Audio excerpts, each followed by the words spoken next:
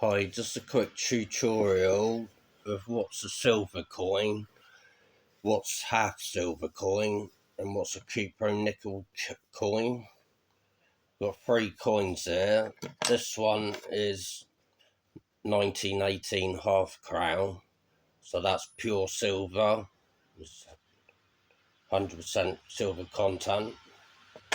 This one is a 1938 half crown, and this one is 0.500 silver, so it's half silver content, and the other half is other base metals. This one is a 1962 half crown, so this has got no silver in it at all. It's just a cupro nickel coin. Now, to tell if the coin is silver or not, just drop it on on a wooden table, and if you listen closely, you'll hear but the solid silver ones, it's like got a little ring to it, to the noise. You hear that? It's a very high pitched noise. It's got a ting to it.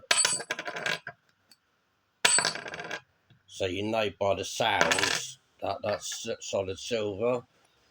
The one that's got half silver content is quite a dud sound.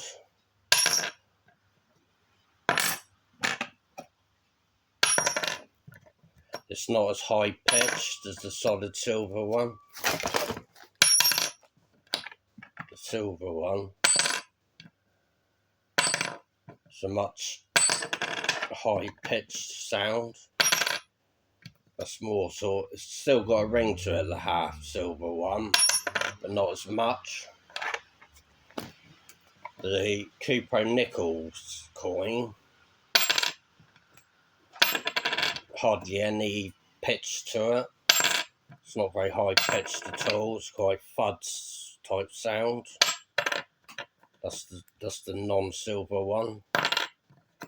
It's quite a dud sound, no pitch to it. So the solid silver one is the highest pitch. See, very high pitch.